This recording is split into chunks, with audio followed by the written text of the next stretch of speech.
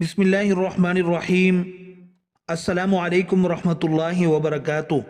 حضرت ضحاک سے روایت ہے کہ نبی کریم صلی اللہ علیہ وسلم نے فرمایا کہ میت پر سب سے زیادہ سخت حالت اس وقت ہوتی ہے جب کہ غسل دینے والا اس کو نہلانے کے لیے آتا ہے، اس کی انگلی سے انگوٹھی اتارتا ہے، جسم سے لباس اتارتا ہے، سر سے عمامہ جدا کرتا ہے، اس کی روح بے چین ہو کر فریاد کرتی ہے جس کی آواز جن و انس کے سوا سب سنتے ہیں، اور کہتی ہے اے نہلانے والے، تجھ کو خدا کی قسم میرے کپڑے بہت نرمی سے اتارو، کیونکہ ملک الموت کے پنجہ کی تکلیف سے مجھے پوری طور پر ابھی آرام نہیں ملا۔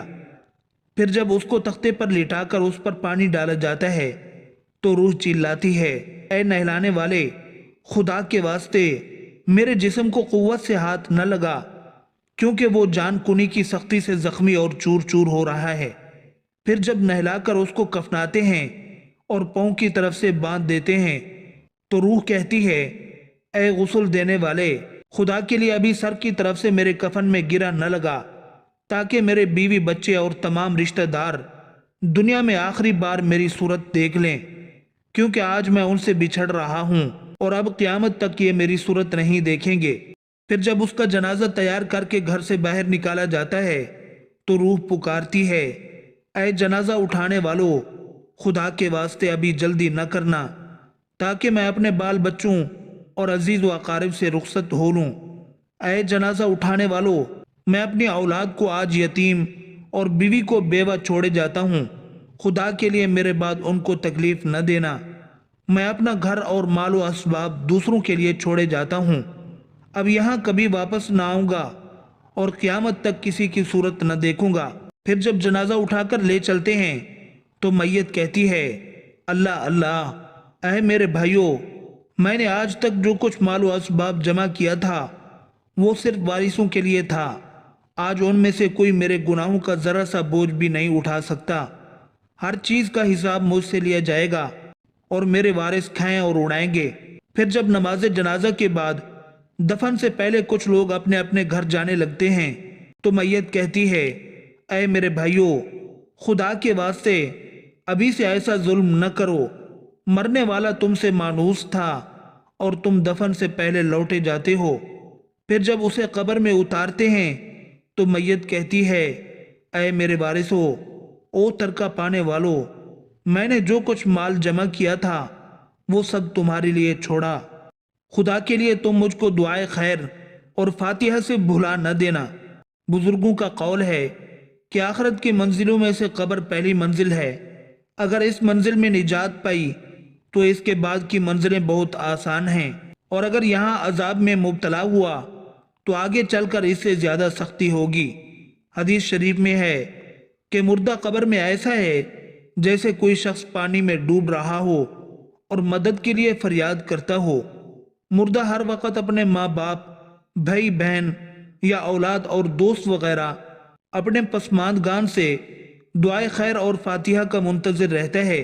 جب اس کو اس کے پسماندگان کی طرف سے کوئی تحفہ ثواب پہنچتا ہے تو وہ اس کے لیے تمام دنیا اور جو کچھ دنیا میں ہے سے محبوب و مرغوب ہوتا ہے، اور اللہ تعالیٰ اس کے رشتہ داروں کی دعائے خیر کے ثواب کو قبرستان والوں پر پہاڑوں کے برابر داخل فرماتا ہے۔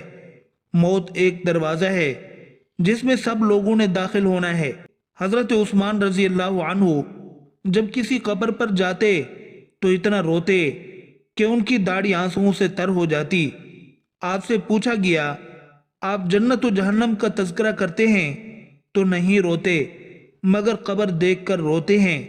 کہنے لگے رسول اللہ صلی اللہ علیہ وسلم نے فرمایا کہ قبر آخرت کی پہلی منزل ہے، لہذا اگر مرنے والا اس سے نجات پائے تو بعد کی منازل اس سے کہیں زیادہ آسان ہیں، اور اگر اس کی تکلیف سے نجات نہ پائے تو بعد کے مراحل اس سے بہت زیادہ سخت ہیں۔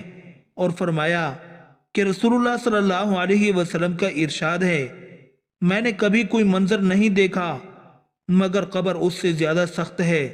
کیا ہمارے لیے ان قبروں میں عبرت نہیں ہے؟ دیکھیے، مالدار، فقیر، طاقتور اور کمزور دنیا میں لوٹنے کی خواہش رکھتے ہیں، مال جمع کرنے اور محل بنانے کے لیے نہیں، بلکہ اس لیے کہ کاش ہمیں ایک نماز پڑھنے کی مہلت مل جائے، کاش ہمیں ایک دفعہ سبحان اللہ کہنے کی فرصت دے دی جائے، لیکن اب ناممکن ہے۔ اب اعمال نامے لپیٹ دیے گئے ہیں، روح جسم سے نکال لی گئی ہے، زندگی کی مہلت ختم ہے۔ اب ہر میت اپنے عمل کی مرہون ہو کر قبر میں پڑی ہے۔ ایک حاجت مند حضرت عثمان غنی رضی اللہ عنہ کے دروازے پر غروب آفتاب کے بعد آیا۔ ابھی اس نے دستک نہ دی تھی کہ حضرت عثمان غنی رضی اللہ عنہ کی آواز اس کے کانوں میں پڑی۔ وہ اپنی اہلیہ سے شکایت کر رہے تھے کہ چراغ کی بتی موٹی ہے، جو تیل زیادہ استعمال کرنے کا سبب بن رہی ہے۔ حاجت مند نے جو سنا تو وہ سوچتا ہی رہ گیا کہ وہ ایسے شخص سے حاجت براری کی کیا توقع کرے جو تیل کے معمول سے زیادہ خرچ پر اپنی بیوی کو سرزنش کر رہا ہے۔ اس نے ارادہ کیا کہ حاجت بیان کر دیکھوں، شاید میری کچھ امداد کر ہی دیں۔ دستک سن کر حضرت عثمان غنی رضی اللہ عنہ باہر آئے۔ حاجت مند نے اپنی حاجت بیان کی اور لہجے میں زیادہ زور دیتے ہوئے کہا کہ ضرورت کچھ زیادہ ہی ہے۔ حضرت عثمان غنی رضی اللہ عنہ نے اس شخص کا ہاتھ تھاما، بستی سے باہر لے گئے جہاں آپ کا سامان تجارت بڑی تعداد میں رکھا ہوا تھا۔ فرمایا، یہ سب تیری نظر ہے، کیا اس سے تمہاری ضرورت پوری ہو جائے گی؟ وہ شخص حیران ہکا بکا دیکھتا رہ گیا۔ چنانچہ اس نے عرض کیا، حضرت یہ سب کچھ میری ضرورت سے زیادہ ہے۔ امیر المومنین نے فرمایا، مجھے خوشی ہے کہ یہ تمہاری ضرورت سے کم نہیں۔ اس شخص نے کہا، اے حضرت ایک بات بتائیے، چراغ کی بتی قدر موٹی ہو جانے پر آپ اپنی زوجہ محترمہ کو سرزنش کر رہے تھے، حالانکہ چراغ اس قدر روشنی رکھنے میں شاید صرف 1 درہم کا تیل استعمال نہ ہوتا، وہ تو آپ کو گوارا نہ ہوا، اور یہاں ہزاروں کا سامان مجھے بلا تأمل دے رہے ہیں۔ تب آپ نے فرمایا، بھائی چراغ میں تیل کا زیادہ اسراف ہے، اور زیادہ اسراف اللہ کو پسند نہیں، اور مجھے اللہ کے حضور اپنے اعمال کی فکر رہتی ہے، یہاں مجھے فکر اعمال لاحق ہے، اس لیے میں نے سرزنش کی۔ سامان تمہیں اللہ کی خوشنودی کے لیے صدقہ دیا ہے، اس پر اجر کی امید ہے اور وہاں پر حساب کا خوف ہے۔